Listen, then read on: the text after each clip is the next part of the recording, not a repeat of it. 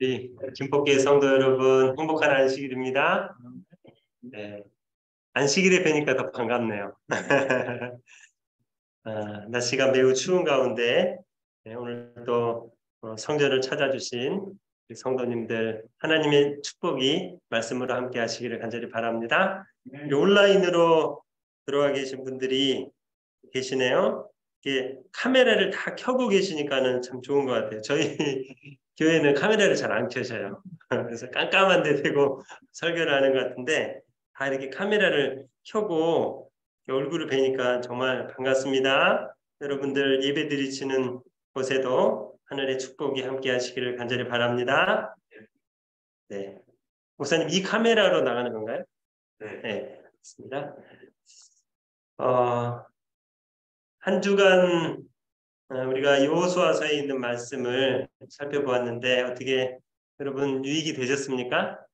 네. 여호수아서의 말씀을 우리가 연초에 이렇게 살펴보는 게 참 잘한 것 같아요. 그렇죠?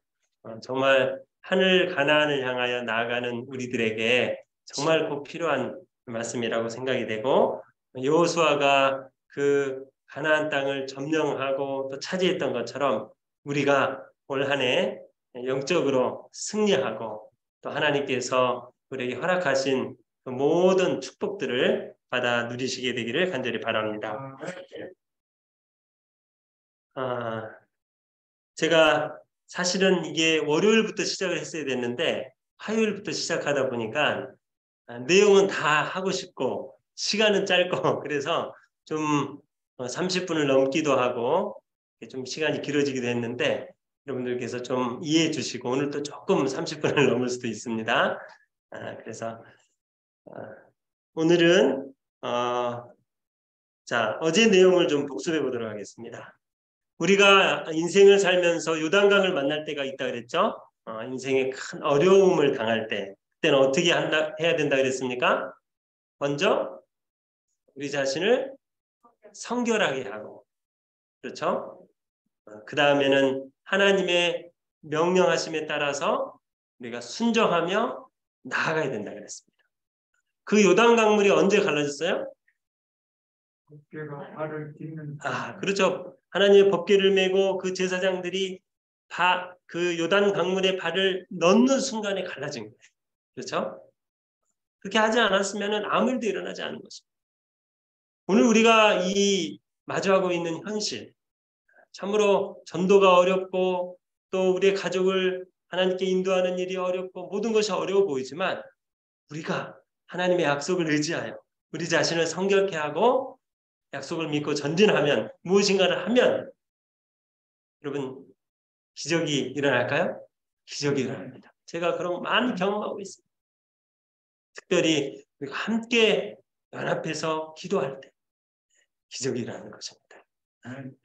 오늘 다시 한번 그런 내용들을 살펴보도록 하겠는데요. 자, 오늘은 여호수아 6장을 본문으로 이상한 전략, 비상한 승리. 제목도 이상하죠? 이상한 전략, 비상한 승리라는 제목으로 말씀의 은혜를 나누도록 하겠습니다. 자, 오늘 여호수아 6장, 7장, 8장까지 살펴봐야 돼요. 왜냐하면 저희가 이제 내일이면 마지막이기 때문에 그러나 간추려서 핵심만 그렇게 말씀드리도록 하겠습니다. 자, 오늘 본문 말씀 여호수아 6장 12절로 20절에 있는 말씀을 함께 교독해 보도록 하겠습니다. 제가 하얀 글씨를 읽고 여러분들이 노란 글씨를 읽어주시면 감사하겠습니다. 여호수아가 아침에 일찍이 일어나니라 제사장들이 여호와의 궤를 메고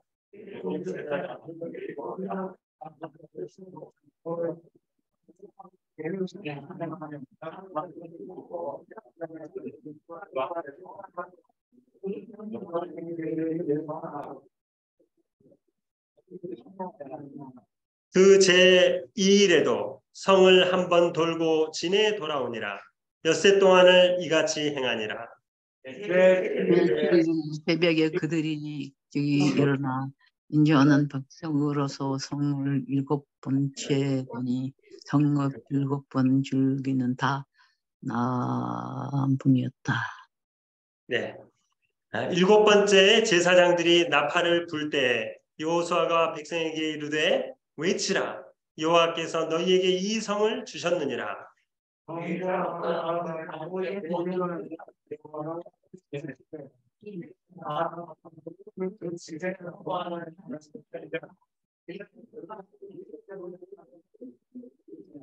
너희는 바칠 물건을 스스로 삼가라. 너희가 그것을 바친 후에 그 바친 어느 것이든지 취하면 이스라엘 진으로 받침이 되어 화를 당케 할까 두려워하노라.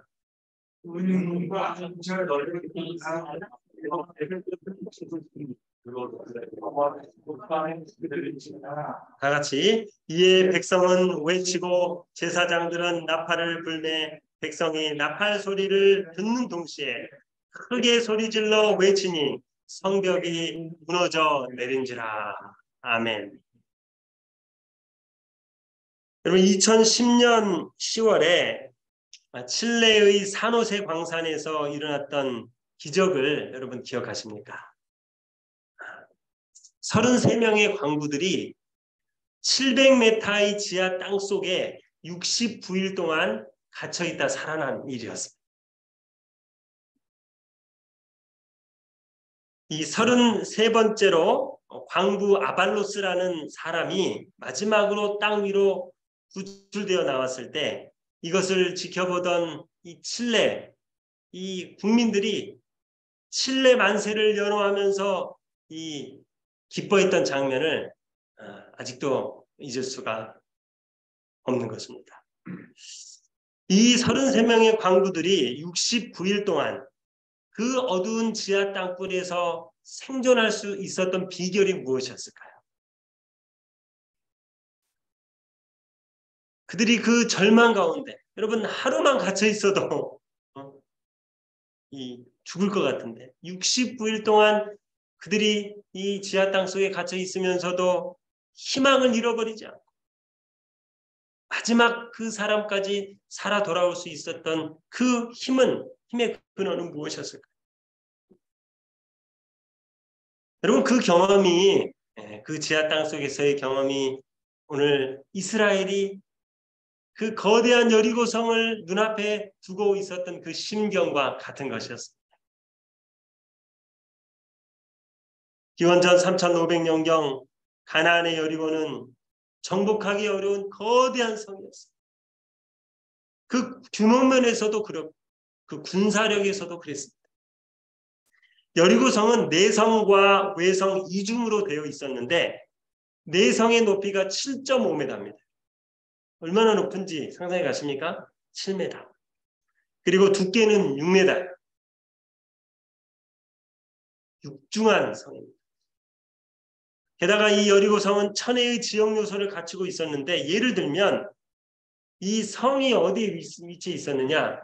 가파른 이 경사면의 산꼭대기에 이 성이 위치해 있었어요.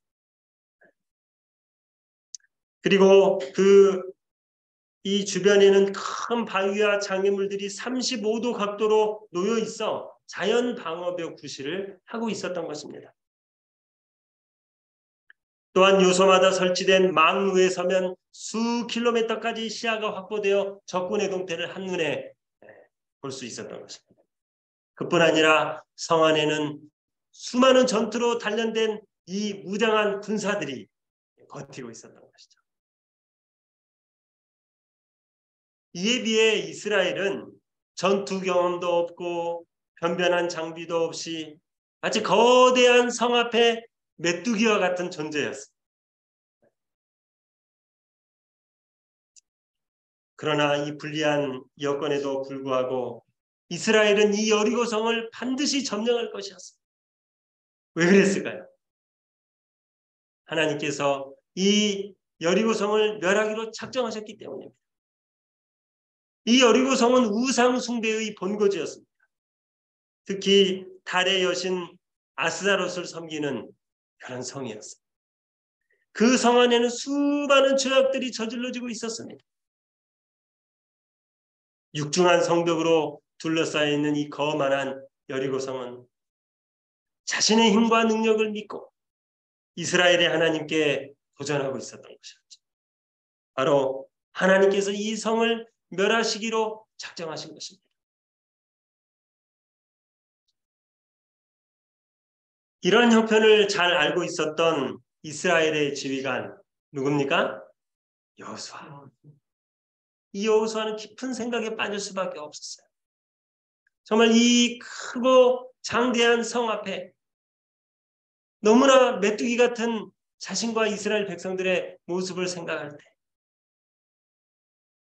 정말 누군가를 의지하지 않고서는 견딜 수 없는 그런 심령이 되었던 것입니다. 여호수아는 늘 그랬던 것처럼 이 큰 대사를 앞두고 하나님과 함께 교제의 시간을 갖기를 원했습니다. 그래서 그는 진영에서 물러나 묵상하는 시간을 가졌어요. 기도의 시간을 가졌어요. 그때 그는 칼을 빼어 손에 들고 마주서 있는 한 사람을 보게 되었습니다. 그러니까 기도하고 있을 때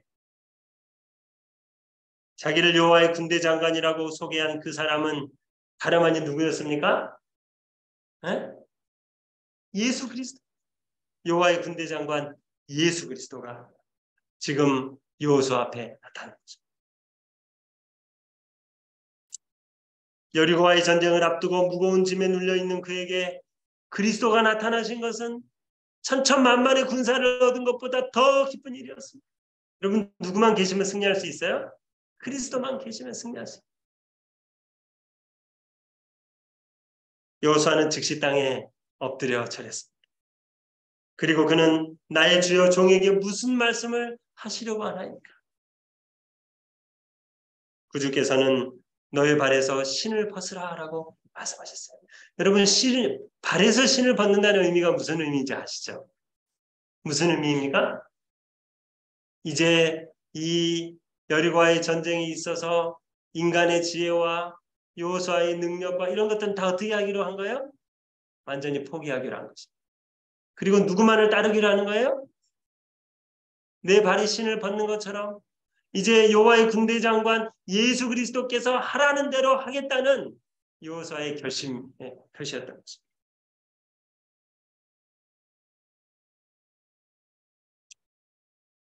이제 여호수아에게 작전 계획이 하달되었어요. 이 군대 장관이 작전 명령을 말씀하셨던 것입니다. 그 내용이 여호수아 6장 3절로 5절에 나와요. 그 작전 계획을 말씀하시기 전에 먼저 여호와의 군대 장관이 이렇게 약속했습니다. 2절입니다. 여호와께서 여호수아에게 이르시되 보라 내가 여리고와 그 왕과 용사들을 너의 손에 붙였으니 여러분 여기서 내 손에 붙였다라고 할 때 이것은 예언적 완료 시제예요. 자 무슨 의미입니까? 이미 이 여리고성을 어떻게 하시겠다는 것입니까? 하나님께서 이스라엘과 여호수아를 위해서 멸하시기로 작정하셨다는 그런 말씀인 것입니다. 이미 멸한바된 성이라는 것이죠. 그러므로 이 전쟁의 승리는 누구의 것이다? 여호수아와 이스라엘의 것이다라는 것입니다. 자, 그러면 여리고성을 정복하기 위한 작전 계획을 하나씩 살펴볼까요? 자, 3절에 보시면 모든 군사는 매일 성을 한 바퀴씩 도는 것입니다. 자, 하루에 몇 바퀴? 하루에 한 바퀴를 도는 거예요. 자, 두 번째는 4절에 나옵니다. 자, 성을 돌기는 도는데 제일 선두에 누가 서는 것입니까? 제사장 일곱 양각 나팔을 불면서 돌고 그 뒤에 누가 따라가는 거예요? 덮개를 맨 제사장들이 따라가는 것입니다. 여러분 무슨 장면 연상되지 않습니까? 우리가 살펴봤던 요단강 건널 때 뭐가 제일 앞에 있었어요? 덮개를 맨 제사장들이 맨 앞에 있었어요. 이 전쟁에서도 마찬가지예요. 여러분 그게 무엇을 의미하는지 아시죠? 누가 이 대열의 선두에 서시는 겁니까? 여호와 하나님께서. 덮개가 하나님의 임재를 상징하는 거거든요. 하나님의 자비와 하나님의 용서와 이스라엘 향한 하나님의 구원을 상징하는 이 법궤가 먼저 앞장서는 것입니다. 그 다음에 이 진행의 선두와 후미에 무장한 군사들이 호위하는 것입니다. 그리고 4절에 보면 이제 제7일에는 7바퀴를 도는 거예요. 7바퀴를 도는 것입니다. 그리고 이제 양강나팔을 길게 울려볼 때 백성들이 큰 소리로 외쳐부르는 것입니다. 그때까지는 아무 말도 하지 않고 침묵해야 돼요. 6일 동안, 7일 동안. 근데 마지막에 7바퀴를 돈 다음에 양강나팔 소리가 나면 그때 어떻게 하는 것입니까? 일제히 크게 함성을 지르는 것입니다. 그리고 성벽이 무너져 내리면 이제 이스라엘 백성들이 성 안으로 들어가서 그 모든 물건들을 다 불태워 없애는 것입니다. 그러면 전쟁에 임하는 전략치고는 상당히 이상하지 않습니까? 이상한 전략 아닙니까? 이런 전쟁 보신 적 있습니까? 무기도 사용하지 않고 싸우지도 않고 그럼 뭐 하는 거예요? 매일 한 바퀴씩 도는 거예요. 그리고 뭐 하는 거예요? 침묵하는 것입니다. 참으로 이상하고 어처구니 없는 전략이었죠. 제가 질문을 하나 드리겠습니다. 여러분 이스라엘 백성들이 침묵하면서 도는 게 쉬웠을까요? 어려웠을까요? 네? 어려웠을 것 같아요. 왜 어려웠을까요?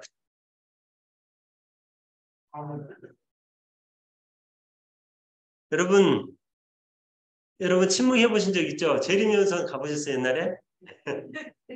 침묵하기가 쉽던가요? 어렵던가요? 어렵죠. 우리 목회자들도 참 어려운 게 침묵하는 거예요. 그래서 뭐 안 보이는 데서 말하고 그리고 왜 재림연수원 가면 침묵해야 되냐? 불평불만이 많아. 그러면 이스라엘 백성들이 침묵하는 게 제일 어려웠어요. 정말 제일 어려웠어요. 전 어쩌면 총칼을 들고 싸우는 것보다 더 어려운 게 침묵하는 거예요. 왜냐하면요. 여러 가지 의심과 불평들이 그들 안에 있었을 수 있어요. 아니 무슨 전쟁을 하는데 무기도 없이 하라는 거야. 어? 웬 성을 그렇게 많이 돌라는 거야. 매일 한 바퀴씩 돌고 또 7일에는 7바퀴를 돌라는 거야. 아니 침묵은 또 해야 하라는 거야. 할 말도 많은데 그렇죠? 아마 이런 말들을 이스라엘 백성들이 하고 싶었을 거예요. 얼마나 하고 싶은 말이에요.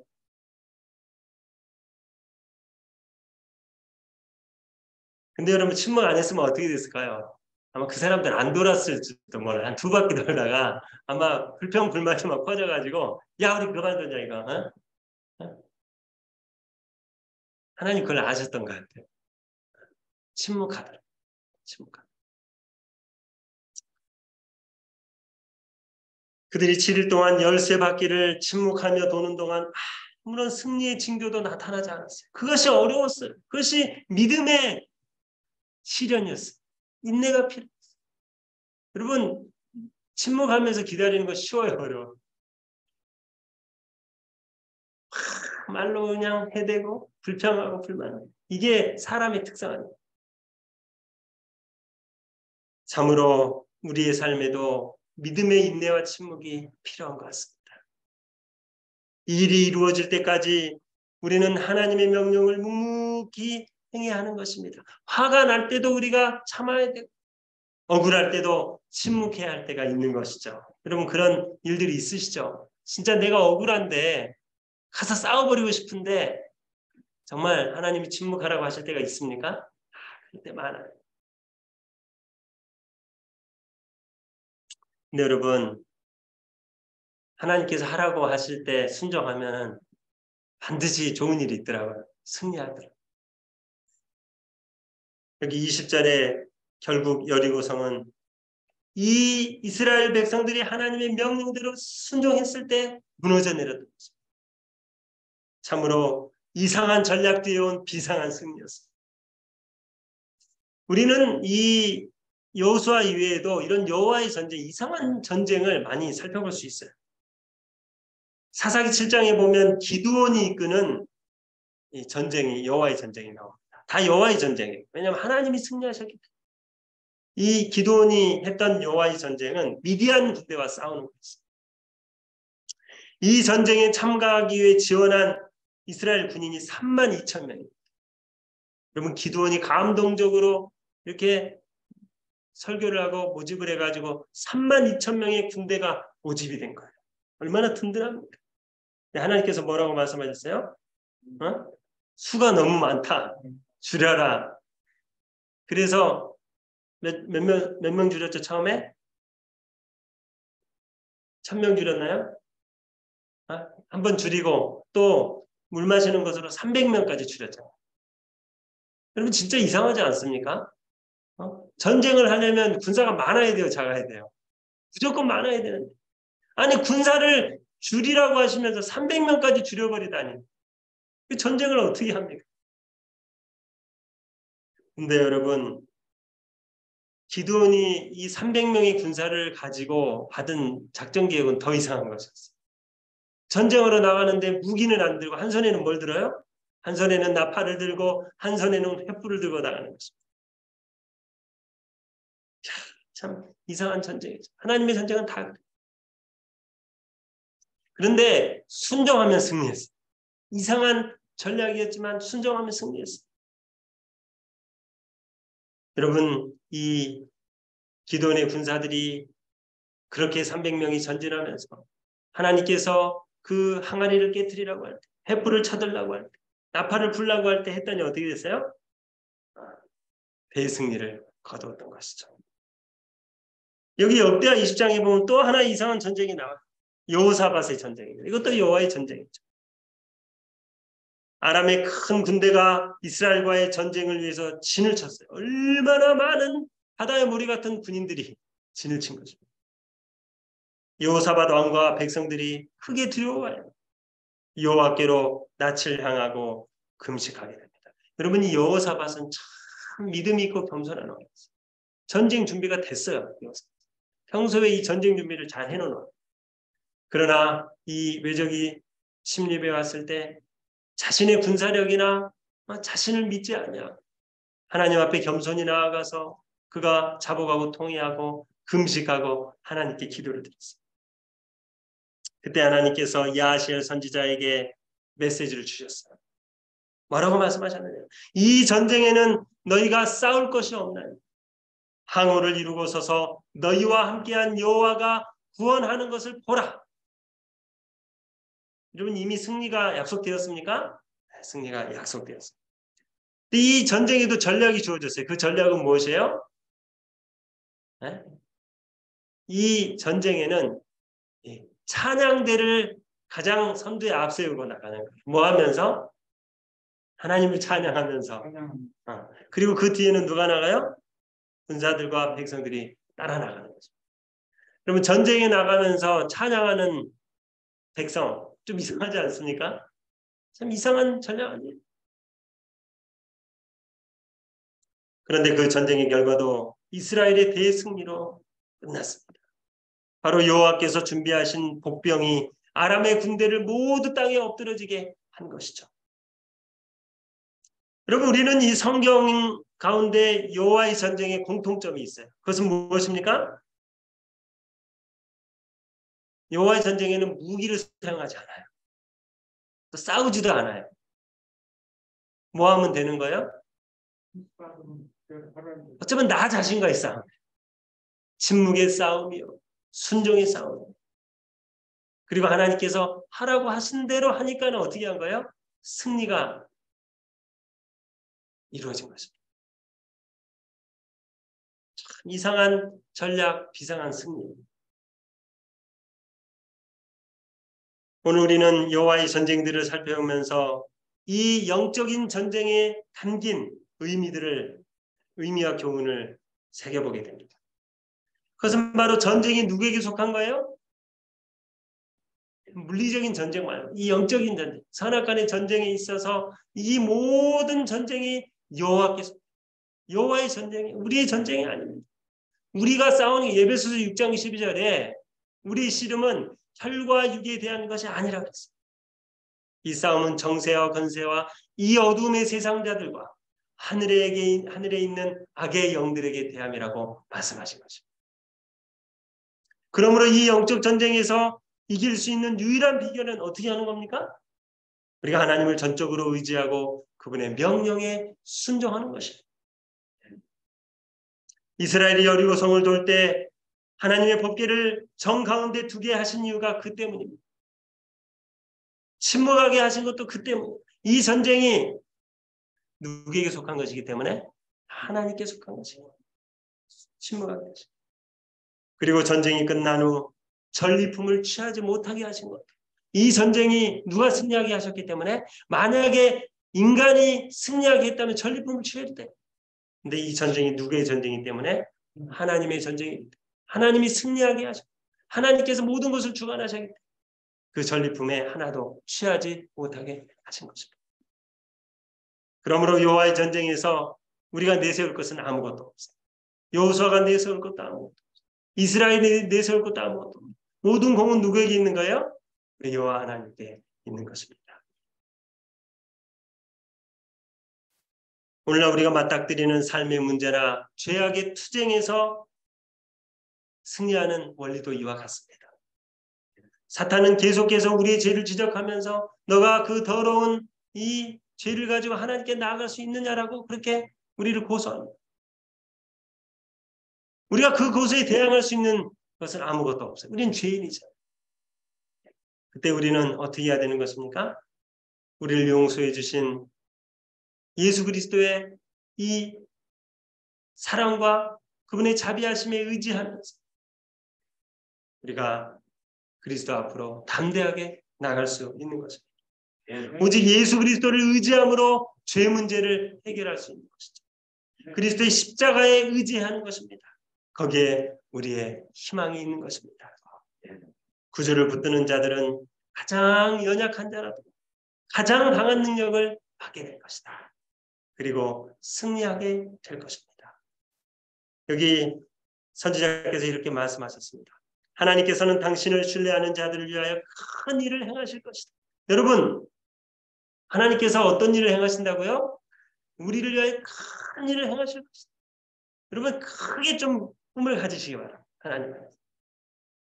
당신의 백성이라고 공언하는 자들이 보다 큰 능력을 받지 못하는 이유. 그들이 자신의 지혜를 크게 의지하고 여호와께서 저희를 위하여 당신의 능력을 나타내시도록 그분에게 기회를 드리지 않는 까닭이다. 하나님께서는 자 여기서부터 함께 읽겠습니다. 시작. 하나님께서는 그들이 당신을 전적으로 신뢰하고 충실히 당신을 순종한다면 당신을 믿는 자녀들을 위급할 때마다 도와주실 것이다. 여러분 하나님께 우리의 문제를 가져가야 됩니다. 하나님을 전적으로 신뢰하고 의지해야 됩니다. 그때 하나님께서 우리를 위하여 큰 일을 행하실 것입니다. 우리가 위급할 때마다 하나님께서 우리를 도와주실 것입니다. 자, 서두에서 말씀드린 이 칠레 산호세 광부들의 이야기로 다시 되돌아가 보겠습니다. 여기 33인의 기적의 용사들의 사진이 있습니다. 이들이 69일 동안 700m 지하 땅속에서 살아남은 사람들. 대단한 사람들.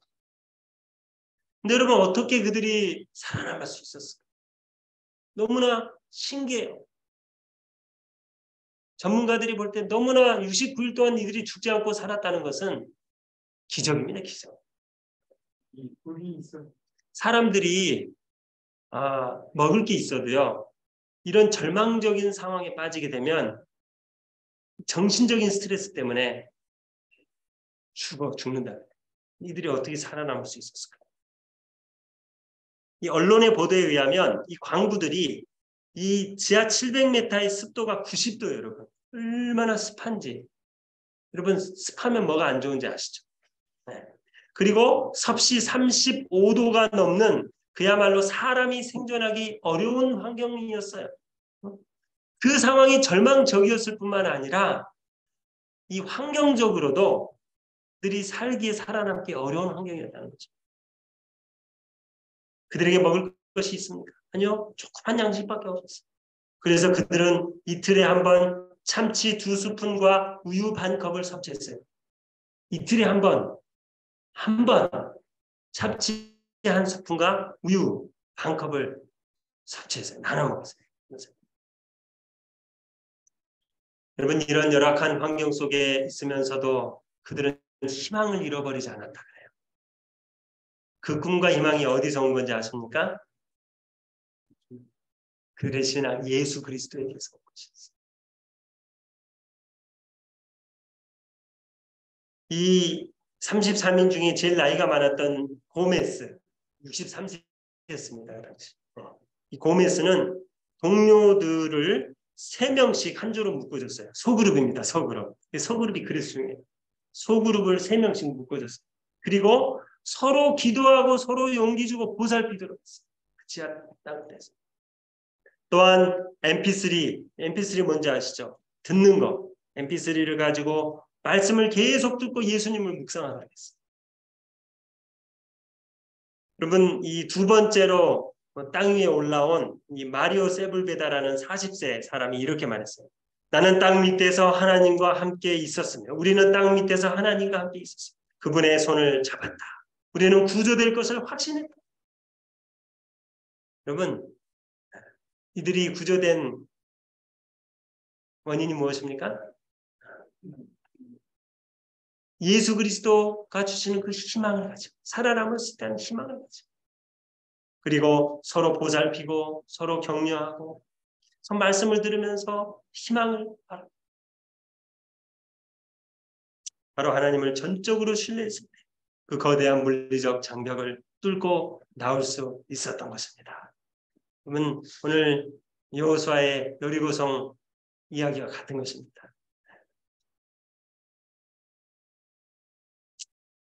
오늘 우리는 치열한 영적 쟁투의 현장에서 살아가고 있죠. 그런데 이 전쟁은 우리의 전쟁이 아니에요. 누구의 전쟁이라고 그랬어요? 여호와의 전쟁. 예수 그리스도가 군대 장관으로서 이끌고 가시는 여호와의 전쟁을 우리가 싸우고 있는 것입니다. 그러므로 이 전쟁에서 승리하기 위해서 누구를 모셔야 돼요? 예수 그리스도를 우리의 군대 장관으로 모셔야 돼요. 그리고 그분의 명령에 순종하며 나아갈 때 우리가 반드시 승리할 수 있는 것입니다. 우리 김포교회가 그런 믿음으로 올 한 해 많은 일들을 계획하고 이루시는 그런 한 해가 되시기를 간절히 바랍니다. 그런데 여러분, 이 큰 승리 뒤에는 항상 승리 뒤에는 위험이 도사리고 있어요. 그렇죠? 그 다음 장인 여호수아 7장에 보시면 아이성 전투에서 그 일이 일어났어요. 먼저 성경 본문을 보도록 하겠습니다. 여호수아가 여리고에서 사람을 베델 동편 베다온 곁에 있는 아이로 보내며 그들에게 일러가로되 올라가서 그 땅을 청탐하라. 하매 그 사람들이 올라가서 아이를 청탐하라. 여호수아에게로 돌아와서 그에게 이르되 백성을 다 올라가게 말고 2,3,000명만 올라가서 아이를 치게 하소서. 그들은 소순이 모든 백성을 그리로 보내어 수고롭게 마소서 하므로 백성 중 3,000명쯤 그리로 올라갔다가 아이 사람 앞에서 도망하니 아이 사람이 그들이 36인쯤 죽이고 성문 앞에서부터 스바림까지 쫓아와서 내려가는 비탈에서 쳤으므로 백성의 마음이 녹아 물같이 된지라. 그러면 큰 승리 뒤에 이런 처참한 패배가 이르러 왔다는 것입니다. 미국 프로야구 메이저리그에는 이 사이영 상이라는 상이 있어요. 사이영 상이라는 투수에게 주는 상이 있어요. 무슨 상이냐면 그 메이저리그 대단하지 않습니까?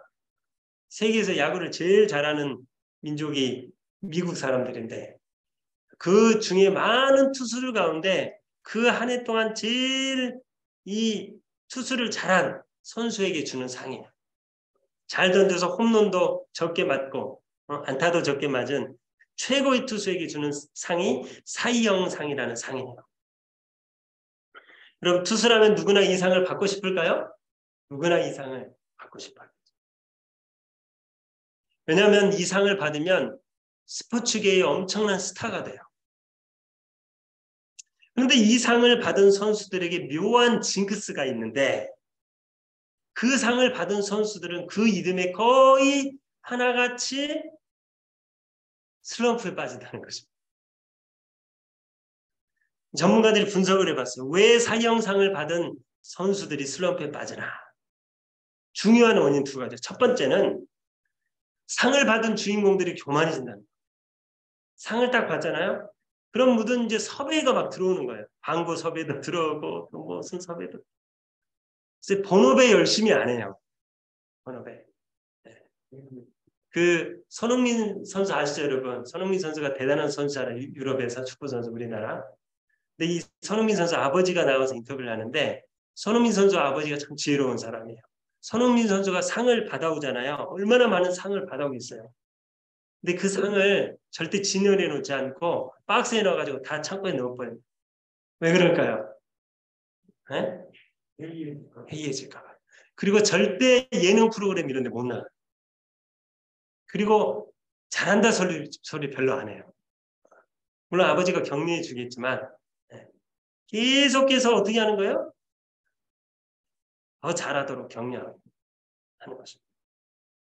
그래서 첫 번째 이 사형상을 받은 선수들이 슬럼프에 빠지는 것은 선수들 자신이 교만해져서 본업에 충실하지 않고 딴 일을 하기 시작하는 것입니다. 연습이 부족해져. 두 번째는 견제가 심해져요. 선수들이 타자들이 집중 이 투수상을 받은 이 투수를 분석해요. 비디오로 분석해가지고 그 다음부터는 이제 어떻게 쳐야 될지, 어떤 공을 던지는지 다 파악을 해버리는 것입니다. 여러분, 우리가 선줄로 생각하면 넘어질까 조심해야 되죠.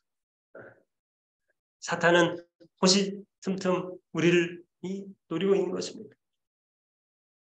오늘 본문에서 여호수아와 이스라엘이 마치 사형상을 받은 선수들과 똑같은 실패를 경험했어요. 자, 그 내용을 본문을 통해 살펴볼까요? 여기 여호수아 6장과 7장의 전반부를 한번 비교해 볼까요? 여기 여호수아 6장에 보시니까 여호와께서 여호수아에게 이르시되 보라 내가 여리고와 그 왕과 용사들을 내 손에 붙였으니 너희 모든 군사들은 성을 둘러 성 주위를 매일 한 바퀴씩 돌되 엿새 동안을 그리하라. 지금 누가 교감하고 있는 거예요? 전쟁에 나가기 전에? 네? 이 군대 장관이신 예수 그리스도와 교감하고 묵상하고 기도하는 장면. 7장의 아이성 전투를 볼까요? 여호수아가 여리고에서 사람을 베델 동편 베다원 곁에 있는 아이로 보내며 그들에게 일러 가로되 올라가서 그 땅을 정탐하라매. 응? 그 정탐한 사람들이 여호수아에게로 돌아와서 그에게 이르되 백성을 다 올라가게 말고 2,3,000명만 올라가게 하소서. 그들은 소순히 그 많은 사람을 올려보낼 필요가 없습니다. 여러분, 이 장면에는 기도하는 장면이 나옵니까? 하나님과 교감하는 장면이 나옵니까? 도리어 누구 말을 듣고 있는 거예요, 지금? 하나님의 전략을 듣고 있는 게 아니라 사람의 전략, 그 정탐꾼들이 하라는 대로 지도자 여호수아가 하고 있는 장면을 우리가 발견하게 되는 것입니다. 그러면 뭐가 잘못됐는지 아시겠죠? 첫 단추부터가 지금 아이성 전투는 잘못 끼워지고 있는 거예요. 기도하지 않았고 하나님과 교감하지도 않았고 사람의 작전을 따라 나아가고 있는 이스라엘의 형편을 우리가 볼 수가 있는 것입니다. 전혀 다른 전쟁입니다. 영감의 글에는 이렇게 기록하고 있습니다. 하나님께서 그들을 위하여 이루신 여리고의 대승리는 이스라엘 백성에게 자만심을 가지게 하였다. 아까 그 사형상을 받은 사람 교만하게 됐습니다. 이스라엘 백성들이 그 여리고 성에 승리한 다음에 마치 자신들이 그 전쟁에서 잘해서 승리한 것처럼 자만심 갖게 된 것이죠. 하나님께서는 그들에게 가나안 땅을 허락하셨으므로 그들은 안심하였고 하나님의 도우심만이 그들에게 성공을 가져다 줄 수 있다는 사실을 또 잊어버렸다. 이스라엘 백성들이 광야에서 계속 잊어버려요. 하나님께서 홍해를 건너게 하신 것을 잊어버려요. 만나를 내려주신 것을 잊어버려요. 그리고 뭐 하는 거예요? 물이 없다, 먹을 게 없다, 덥다, 지도자가 왜 저 모양? 그래서 불평을 먹습니다. 여호수아까지도 하나님의 뜻을 묻지 않고 아이성을 정복할 계획을 세웠다. 여러분 여호수아도 인간입니까? 그렇게 믿음이 충천하다. 그 가데스 바네아에서 두 사람 중에 한 사람이 누구예요? 갈렙과 여호수아. 그 여리고 가나안 땅을 보고 그렇게 좋은 보고를 했던 여호수아도 순간적으로 그 승리에 그냥 잊어버린 거예요. 어떻게 자기가 인도함을 받았는지를 어떻게 승리했는지를 잊어버린 것입니다.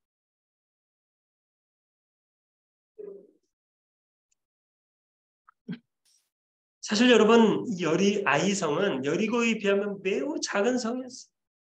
인구는 대략 1만 2천 명 정도밖에 되지 않았어요. 여리고 성에서 대승리를 거둔 이스라엘로서는 간단하게 승리할 수 있는 성이에요. 그들이 여리고 성에서 어떻게 승리했는지를 그들이 기억할 수만 있었다. 그들은 아이성에서 절대 패배하지 않았을 것이었어요. 한마디로 여리고와 아이의 두 전쟁을 표현한다면 하나님이 함께 하셨던 전쟁과 하나님의 임재가 없었던 전쟁으로 말할 수 있어요. 여러분, 우리도 그래요. 우리가 매일 영적 싸움을 싸우고 있죠. 하나님이 함께 하시는 영적인 전쟁이 있고 하나님이 함께 하시지 않고 내가 싸우는 전쟁이 있어요. 내 감정으로, 내 혈기로, 내 노력으로, 내 재능으로 우리가 하려고 할 때는 그것이 잘 되는 것처럼 보이죠. 반드시 패배하게 돼 있어요. 승리해도 문제입니다. 그래서 그렇죠? 승리하면 그것이 맞는 줄 알고 더 그렇게 할 거 아닙니까? 여러분, 그러므로 우리가 어떤 일이 잘 되고 우리의 모든 행사가 잘 되고 이게 문제가 아니고 내가 하나님과 함께 있는지가 중요한 거예요. 내가 하나님과 함께 한다면 그 일이 잘 안 돼도 실패해도 그것은 성공이에요. 그렇지 않습니까?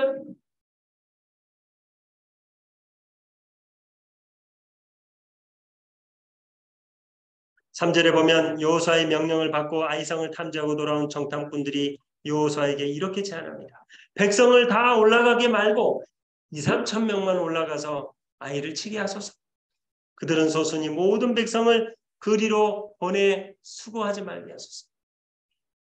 여러분, 여호수아가 이 정탐꾼들의 얘기를 그대로 제안을 따르고 있다는 자체가 좀 너무 이상하지 않습니까? 여러분, 그 전쟁의 결과로 이스라엘 군대는 혼비백산에서 도망하고 수십 명의 사람들이 사상을 입는 그런 패배를 당하게 되었습니다. 그리고 그 소식을 들은 백성의 마음이 눈 녹듯이 그렇게 녹아서 연약하게 되었다고 기록하고 있습니다. 매우 충격적인 일입니다.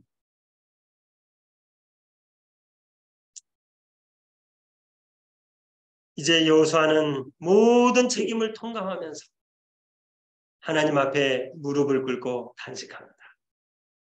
뭐라고 단식했냐? 여호와여, 어찌하여 이 백성을 인도하여 요단을 건너게 하시고 우리를 아무리 사람의 손에 붙여 멸망시키려 하셨나이까? 우리가 요단 저편을 족하게 여겨 거하였으면 좋을 뻔하였나이까? 주여, 이스라엘이 그대 적 앞에서 돌아섰으니 내가 무슨 말을 하오리까? 가난한 사람과 이 땅 모든 거민이 이를 듣고 우리를 둘러싸고 우리 이름을 세상에서 끊으리니 주의 크신 이름을 위하여 어떻게 하시려나이까? 제가 이 여호사의 탄식을 보면서 여호사도 사람이다. 여러분, 이게 지금 말이나 되는 말입니까? 이게 지금 이스라엘 백성들이 하나님 원망할 때 하나님 왜 우리 여기 데리고 나오셔서 다 죽이려고 하십니까? 자기가 기도하지 않고 백성들이 자만했던 그런 것은 생각하죠. 마치 하나님 탓으로 이 전쟁의 패배를 돌리는 거고 이 여호수아의 연약함이 여기 묻어 있는 것입니다. 근데 여호수아의 심정도 이해가 가요. 인간이 늘 완벽할 수 없으니까 때로는 우리가 실수하기도 하고 하나님을 조금 잊어버리기도 하고 그럴 수 있죠. 여호수아서로서도 답답했을 것 같아요. 그렇죠? 오죽 답답했으면 이런 기도를 드렸겠습니까? 그리고 하나님께서 이런 기도를 받아주시죠. 우리가 때로 하나님 원망할 때도 있고 우리의 솔직한 그 마음을 하나님께서 다 받아주십니다. 인간적인 여호수아의 모습이 굉장히 공감이 가는 것이죠. 근데 여러분, 여호수아가 잘한 점이 하나 있어요. 그 잘한 점 뭐냐? 이렇게 아이성의 패배를 당하고 정말 어려운 가운데 있을 때 그 문제를 가지고 다시 하나님께 왔다는 거예요. 무릎 꿇었다는 것입니다. 그가 어떤 기도를 드렸을지. 우리가 여러분 어려움이 있을 때 우리 스스로 어려움을 자초해서 어려움이 있지만 그 문제를 가지고 하나님 앞에 오면 잘한 거예요. 하나님께 어떤 기도도 우리가 드리죠.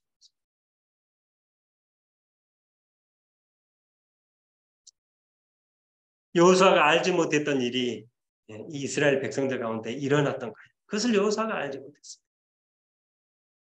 진정한 아이성 패배의 원인은 10절부터 하나님께서 여호수아에게 말씀하셨어요. 여호수아가 하나님께 와서 이렇게 탄식하면서 토로했을 때 하나님께서 왜 이 전쟁에서 너희가 패할 수밖에 없었는지를 그때 말씀해 주십니다. 우리가 우리의 답답한 심정을 가지고 하나님 앞에 토로할 때 하나님께서 말씀해 주실까요? 말씀해 주십니다. 왜 그것이 그렇게 되었는지, 왜 우리가 그렇게 실패할 수밖에 없었는지를 하나님께서 세미한 음성으로 우리에게 말씀해 주십니다. 여러분, 아이성의 패배의 원인은 여기에 있었던 거예요. 아간이라는 사람이 그 전리품 가운데 일부를 어떻게 한 거예요? 빼돌린 거예요. 시날산의 외투 한 벌과 그 다음에 은과 금을 그가 이렇게 자기의 것으로 만든 것입니다. 이것이 이 아이성 패배의 근본적인 원인이었어요. 하나님께 묻지 아니었던 것도 있고 모든 잘못이 있지만 그 모든 것들이 백성들에게 이렇게 안 좋은 영향을 끼친 것입니다. 여러분 여기 바친 물건을 하나님께 바친 물건을 어떻게 한 거예요? 아간이 훔친 거예요. 바친 물건이라는 것은 히브리어로 헤렘이에요. 헤렘. 그 의미는 멸망이나 거룩한 목적에 사용하기 위하여 취소할 수 없도록 바쳐지는 것을 이야기합니다. 그러니까 그 물건은 이미 가증한 것으로서 하나님께서 멸하시기로 이미 바쳐진 정해진 물건이라는 거예요. 그러므로 절대 이스라엘이 그것을 만져서는 안 돼요. 왜냐하면 이 전쟁의 승리가 여호와의 것이기 때문에 절대 자기의 것으로 취해서는 안 되는 것입니다. 그것을 말씀하셨어요. 이미. 여리고성 전투 때 말씀하셨어요. 만약에 그것을 그 바친 물건을 자기 것으로 삼으면 그 사람이 바친 사람이 될 거예요. 멸망할 사람이 될 거예요. 그 일을 아간이 한 것이죠.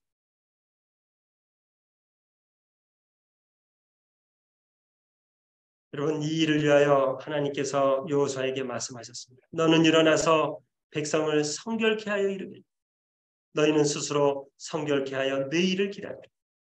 이스라엘의 하나님 여호와의 말씀에 이스라엘아 너희 중에 바친 물건이 있나니 내가 그 바친 물건을 너희 중에서 제하기 전에는 너희 대적을 당치 못하리라.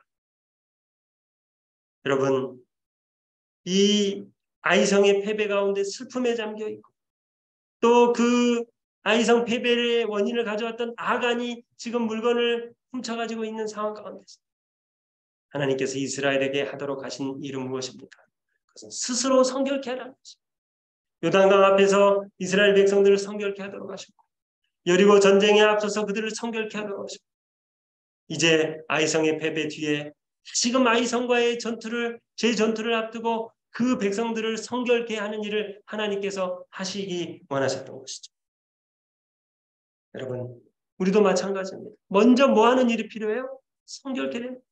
혹 우리 안에 어떤 하나님과의 관계에 있어서 껄끄러운 것이 없는지, 죄가 없는지, 회개하지 못한 것이 없는지, 탐심은 없는지 우리의 마음을 살피고 성결케 하는 일이 필요한 것입니다.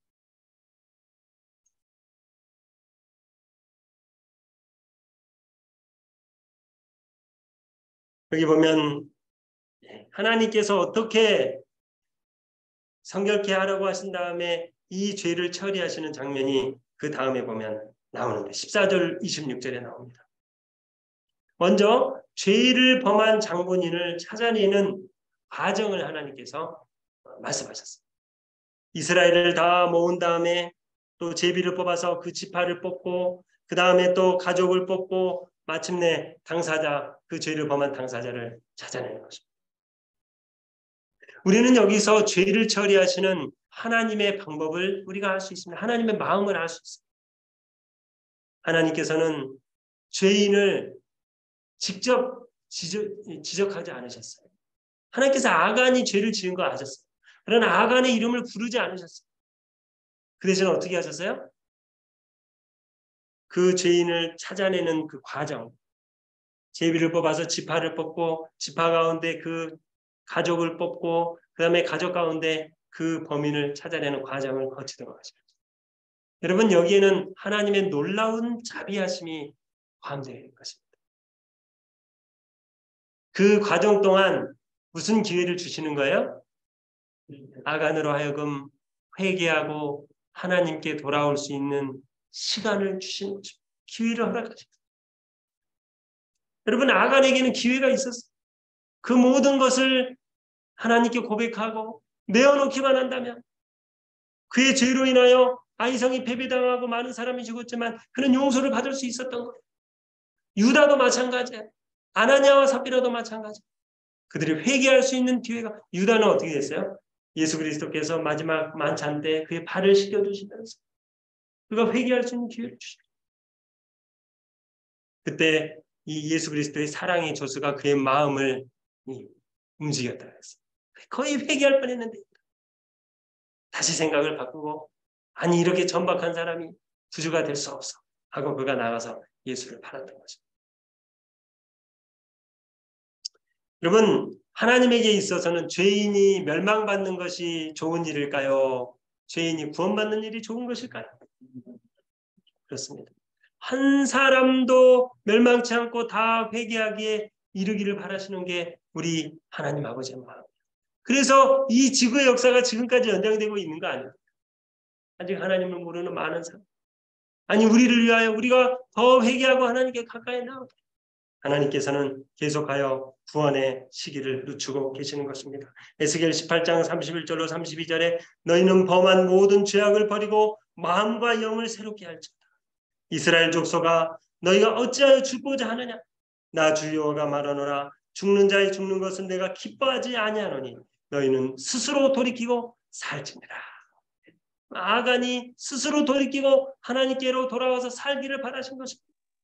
그러나 여러분 아간은 그 마음을 돌이키지 않았어요.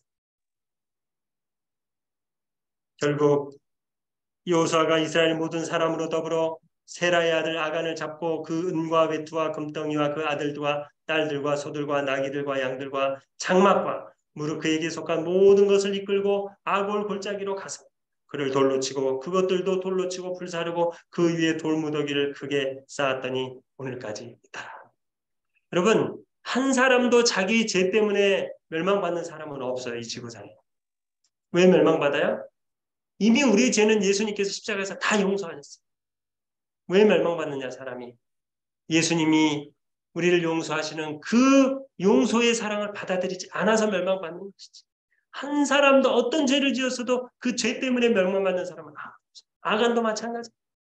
아간이 멸망당한 것은 그 물건을 훔치고 탐심을 가졌기 때문에 멸망당한 것이다. 끝까지 호소하시는 하나님의 그 용서와 자비의 그 부르짖음에 그가 응답하지 않았기 때문에 마음을 돌이키지 않았기 때문에 멸망당할 수밖에 없었던 것입니다. 여러분 하나님께서 왜 그 골짜기에 이를 남겨놓으셨을까요? 왜 그 악을 골짜기를 남겨놓으셨을까요?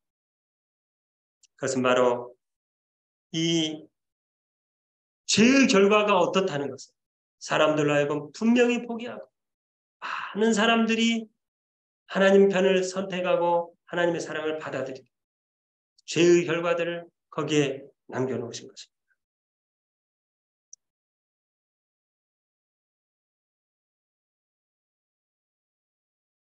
이제 저는 말씀을 마치면서 혹시 우리 마음 가운데 탐욕, 여러분 탐욕이 제가 정말 무서운 거예요. 아간이 품었던 이 탐욕, 루스벨이 품었던 그 탐욕, 놓고자 하는 것. 이것이 계속해서 마지막 때 사탄이 우리의 마음을 움직이는 것 가운데 하나가 욕심이에요. 욕심, 탐욕. 그래서 여러분 이 탐욕은 우상숭배라고 했습니다. 우리가 어떤 것을 이 세상에서 사랑한다면 분명히 그것을 놓지 않는다면 그것은 하나님보다 그것을 더 사랑하도록 우리를 이끌어가는 것입니다. 아간이 넘어진 그 탐욕. 우리는 거기에서 넘어지지 않도록 우리의 마음을 온전히 하나님께만 드리고 우리의 모든 것을 하나님께 헌신할 수 있는 우리의 모든 믿음이 되시기를 간절히 바랍니다. 여러분, 아이성의 패배를 통해 이스라엘이 배운 것이 많습니다. 그 패배는 정말 쓰라린 것이었지만 정말 많은 것들을 배웠습니다. 전쟁의 승패가 하나님께 달려있다는 것을 다시 한번 깊이 깨닫게 되었습니다. 성공의 때에도 자만하지 않고 겸손히 하나님을 의지해야 한다는 것을 배웠습니다. 또한 아간의 죄를 처리하시는 과정을 보면서 탐욕의 죄가 얼마나 큰 것인지, 하나님의 자비 용서를 받아들이지 않는 자의 결말이 어떤 것인지를 그들이 다 경험했던 것입니다. 비록 쓰라린 패배를 경험했지만 그 패배를 거울 삼아서 여호수아 8장에 보면 아이성과의 제전투에서 큰 승리를 거두었던 것입니다. 마지막입니다. 여호수아 8장에서 얻는 마지막 교훈. 여기 여호수아 8장의 아이성 전투, 승리했던 장면과 6장의 여리고성 전투의 승리를 좀 제가 비교해봤어요. 여기 여리고성 전투는 6장의 그 전략이 화날 때 행군하는 거예요. 여리고성을 도는 것이었어요. 그러나 아이성 전투는 밤에 매복하고 있다가 낮에 나와 싸우는 전략이었어요. 전략이 다르죠. 그렇죠? 그 다음에 여리고성 전투 때는 전 군대를 여리고에 결집시켜서 행진하게 했어요. 근데 이 아이성 전투 때는 여러 부대로 나누어 각각 다른 인물을 주어 배치시켰어요. 여리고성 전투 때는 이스라엘의 손이 닿지 않고 성벽이 무너져 내렸어요. 그러니까 싸워보지도 않고 그냥 이긴 거예요. 근데 다시 승리한 아이성 전투 때는 이스라엘군의 치밀하고 빠른 군사작전을 통해 성을 함락시켰어요. 군사작전이 있었어요. 여러분, 너무나 다르죠, 전략이. 근데 하나님의 전략은 매번 달라요. 왜 그런지 아세요? 전략이 매번 같으면 사람이 지혜를 의지할 수 있거든요. 내가 지난번에 경험했던 것, 그 경험 가지고 이번에 내가 싸우려고 할 수 있거든요. 하나님께서는 우리가 어떤 일에 닥쳤을 때 같은 상황일지라도 기도하면 다른 전략을 주셔요. 그때는 이렇게 싸우는데 이번에는 이렇게 싸워요. 생생한 이 영적 전투의 현장으로 우리를 하나님께서 이끌어 주실 것입니다. 사랑하는 우리 김포교회 믿음의 가족들이시여, 우리도 아이성의 패배를 거울 삼아 함께 되기를 간절히 바랍니다. 아멘. 전쟁이 사람의 손에 있지 않고 하나님의 손에 달려있음을 기억하시게 되기를 간절히 바랍니다. 아멘. 그래서 그분의 방법과 그분의 계획을 신뢰하게 되기를 바랍니다. 아멘. 우리 안에 성결함이 있도록 합시다. 가장 작은 죄라도 우리 자신은 물론이요 이 교회와 나라를 무너뜨릴 수 있음을 기억하시고 우리가 성결하게 되도록 날마다 십자가 앞에 나아가 죄의 용서를 받도록 합시다. 그렇게 함으로 날마다 승리의 기쁨을 맛보는 우리 모든 김포교회 성도님들 되시기를 간절히 바라면서 말씀을 마치겠습니다. 아버지 하나님, 오늘 여리고성과 아이성의 전투에서 를 통하여 우리에게 주신 교훈을 인하여 감사를 드립니다. 아멘. 우리 인생의 영적 전투에 나설 때 우리가 하나님과 교감하고 하나님께 기도하고 하나님의 약속의 말씀을 받고 나갈 수 있도록 도와주시옵소서. 아멘. 그래서 우리가 하나님과 함께 승리하고 또 승리하고 전진하고 날마다 전진하는 경험을 갖게 하여 주시고 그럴 때마다 도사리고 있는 교만과 영적 위험에 우리가 맞설 수 있는 그런 믿음과 말씀을 우리에게 늘 허락하여 주시옵소서. 우리 안에 있는 모든 죄를 다 주님 앞에 내어놓게 하시고 성결한 마음과 정직하고 진실한 믿음으로 주님 앞에 나아가고 많은 사람들을 위하여 섬기고 봉사하는 우리 모두가 될 수 있도록 축복하여 주시옵소서.